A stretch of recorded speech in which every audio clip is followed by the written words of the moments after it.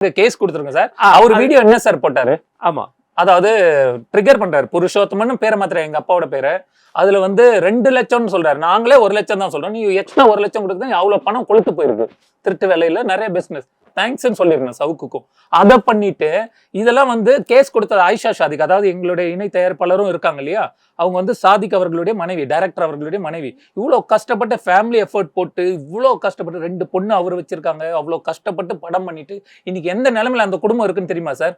அதுல 20 லட்சம் கொடுத்த ஒருத்தர் இத்தனை வருஷம் இழுத்துட்டீங்க என் படத்தை, 50% இந்த படத்துல இருந்து லாபம் தரலன்னா நான் கேஸ் கொடுப்பேன்னு வீரமணின்னு ஒருத்தர் நிக்கிறாரு.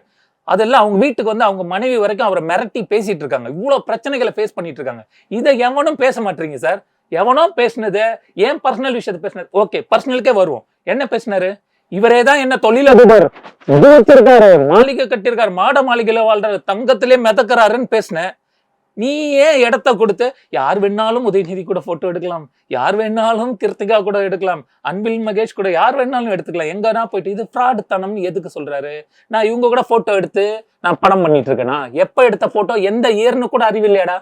நான் எப்ப படம் எடுத்தேன், அதுல என்ன இயர் போட்டிருக்குன்னு பாருங்க. மீடியாக்கள் அனைத்தும் உண்மையை கொண்டு வரணும்னா அந்த இயரை பாருங்க. அவர் ட்விட்டர்ல போட்ட இயரை பாருங்க. எப்ப கல்யாணம், அஜய் வண்டியர் கல்யாணம் ஆகிறதுக்கு முன்னாடி எடுத்த இதுக்கு அவங்களுக்கு கல்யாணம் ஆகும். லார்ட் ஆஃப் தி ரிங்ஸ்ல லாஸ்ட் இயர் இவர் அரெஸ்ட் பண்ணுவாங்க. இது எல்லாமே கவர்மெண்டோட நகர்வா சார்? என்ன சார் கேவலமா இல்லையா சார்? என்ன சார் சில மீடியாக்களால தான் சார் நான் இவ்வளவு மன உளைச்சல் இருக்கேன்.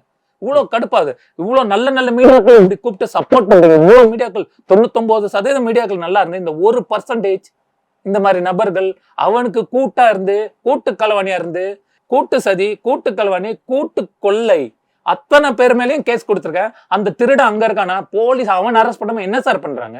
இதுல எனக்கு சப்போர்ட் பண்றாங்க. இதுக்கே இத்தனை நாள் இழுத்து என் படத்தோட டைட்டில் மாத்திருக்கேன்றாங்க. எல்லாத்துக்கும் ரெக்கார்ட் இருக்கு சார். இது ஏவன் சார் வந்து மாத்துனது? ரெட் அண்ட் ஃபாலோன்னு வச்ச படத்தை RCBன்னு சேஞ்ச் பண்ணி அப்படியே சைலண்டா ரிலீஸ் பண்ணிடலான்னு அதையும் மூவ் பண்றேன் சார் நான்.